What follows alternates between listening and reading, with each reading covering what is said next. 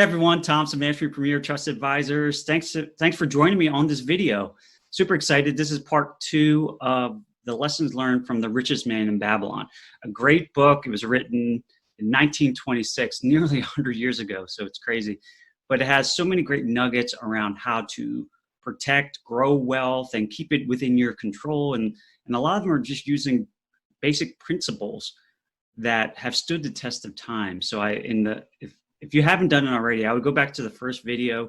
I share the first 3 principles and cover kind of my thoughts around them. And today I'm going to cover in this video principles 4 through 7, and it will give you a good foundation to start thinking about your own personal financial life, and maybe there's areas that you might want to address. So principle number 4 is guard thy treasures from loss. Now, in the typical financial world, what we've been taught is that we need to take significant risks to get those gains. High risk, high reward. That's just the mantra. If you want, and low risk means low returns. That's kind of what we've been bred to believe. And I don't believe that's true. And I think it requires just sort of stepping out of our comfort zone to learn the fact that the more we know about where we're investing, the lower risk we have, the more control we can gain. And that will actually reduce your risk while not even sacrificing returns. It just requires a little bit more effort. And this is all about this. This is about taking responsibility. It's your money, and the money that and wealth that could serve you in your life.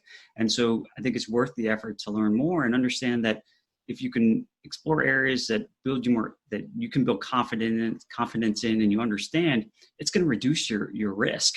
And so that's just an area that I think requires a little bit effort and attention, because the reality is that losses are painful. And when you think about investing in general, the losses actually hurt way more than the gains, not just emotionally, but just mathematically, right? If you had a 100% return on an investment, say it was $1,000, it grows to $2,000, wonderful.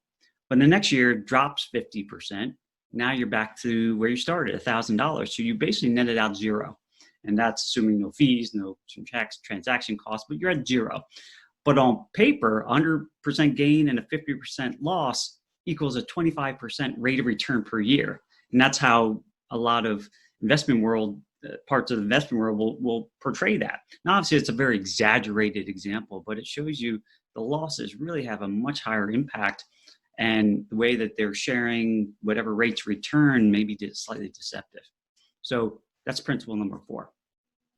Number 5, make of thy dwelling a profitable investment. And so in the book, it touches on someone being a renter, so to speak, and having a landlord, and that paying into that, yes, it gives you a place to live, but you're potentially enriching somebody, the landlord, right, who owns an asset, collects income from that, and provides a valuable service and product, but you're enriching somebody else. And so why not make your home that you live in something you own and can grow and build an asset? And certainly there's emotional ties to it, your home that you've raised a family in, which is awesome. But in the end, it could also be a good asset for you to continue to grow and put more money into.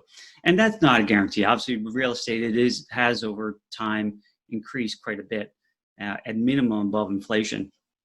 But the other aspect of this is thinking about it as owning assets, right? And a lot of the wealthy people in this world have built their wealth through real estate in different ways, whether it be rental properties or commercial buildings, or there's a host of other areas to get into. But it's something that seems like unobtainable for a lot of people, but it's really not. And it takes education, but they can have so many benefits by actually owning the asset that you can control, and you can actually benefit in a whole host of ways from that same asset. It just requires taking a little initiative to sort of learning more about them, and then they become easier. So that's principle number 5. Make of thy dwelling a profitable investment. So principle number 6 is ensure a future income.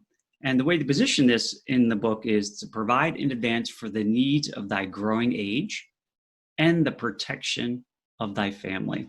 And so there's kind of two parts to this. So let me tackle the growing age part. And obviously we're saving, investing for our futures. I mean, this country and the world's been sort of migrating towards, how do I get to retirement faster? There's even groups that, it's called the FIRE movement, financially independent, retire early. They just want to retire early, right? They don't want to work for the whole life. So they're trying to do what they can to retire as fast as possible. And that's fine. Listen, I'm not judging that, but for me, we're put on this earth to provide and serve others. And as long as I can do that, I'm going to continue to do it. But regardless, there might be a coming day where you want to no longer work. And now you build up assets that can create income and help you live a life you want in retirement. And that's important because, you know, a lot of the focus on financial advice is around accumulating assets and accumulating them that you may use someday. They're not generating anything for you today. Like you throw money in a 401k and you're kind of just sitting waiting, right? And you don't use it today. There's no benefit for you today, and it is something for the future. There's benefit to that, but the strategies you need to employ during the distribution phase, when you're starting to use those assets to create income, are different than what you used to accumulate them, but a lot of the focus on accumulation. So think of it like a mountain. You're going up a mountain. The goal isn't to get to the top of a mountain. The goal is to actually come down safely as well. And so having some planning and ahead of time to say, what's going to change in retirement that I have to account for? And what do I need to do to prepare in advance is so key, because by the time you get there, you may have fewer options to deploy some of these strategies. So you have to think about them before you get there. And they're going to likely be different, especially given your risk tolerance, other factors around healthcare, and other things.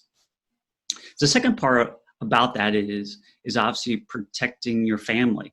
And throughout the course of life, right, you're working, creating income, doing whatever it is, your business, your job, and you're creating massive value, right? And hopefully income that follows that. But what if that stops someday? You get disabled, you get into an accident, you die early. All the future revenue and income for your family ceases to exist. And then your family's set up for financial failure. And unfortunately, I run across too many people where that is the case, that one little hiccup here and there can be very disastrous for the financial future of the family. And so protecting that all you can through insurances and pawn that risk off to somebody else so you can secure what you want for your family, regardless of what happens to you health-wise or if you pass early. So just a really important point to think about, and think about how you can do that strategically and efficiently. So the last principle I want to share today is increase thy ability to earn. And so I think a lot of this starts with just a simple idea of desire. Do you really want to increase your income? I think most people do, but then you have to recognize that requires some effort, and people have to recognize that they're going to have to put in effort. And whether it's learning new skills or creating another income stream or business, I mean, these things are going to require effort and growth, and sort of sometimes failing initially to start learning these things. And so it requires that you want it, right? Do you want this income bad enough? And because it's likely going to require some effort to do that. And the one quote I saw about this more recently, and it just rung true to me, is the rewards in life will be an exact proportion to your contribution. And so when I think about what we do in all of our jobs and our businesses, that we're serving others in some shape or form. It's creating value for others in this world, and we have to grow into that sometimes, right? Gain the expertise, the knowledge, and sometimes even the belief you can do it, so you can provide more value to more people in this world based on what it is you're skilled at, passionate, and that keeps you motivated. And in the end, it will likely return back to you as rewards for you and your family. So it's that area of just continuing to grow. It's amazing to think that I run across so many people that are just kind of staying status quo, and they're not growing, they're not learning things. And it's not a knock on them. It's just that then there's probably likelihood of little chance of growing their wealth if that's a priority for them. So I would encourage everyone to continue to think about where are the areas that you just love or want to learn more about, and take responsibility to learn it, because once you do, you'll be so empowered to create more and expand your thinking and what else you can do in terms of creating income and support, if that's a priority for you. So that's it. That's the last of the four principles. I hope this was helpful to help you think about. And as I mentioned in video one, this is just helping to set the foundation and step back from it. And just refresh on some of the disciplines and values that really help protect and build wealth very successfully. And it's been maintained for years. And so taking a look at where you are, and are you following these values and principles, or do you believe in them? Right? You believe something else, and taking that hard look to see if there's changes that need to be made. And certainly if you want to chat with me about it, I'd love talking about this and seeing where I can help people where they are, and if they need it, I'd help them. Great. Thank you so much. And hopefully you enjoyed this video, and talk to you soon.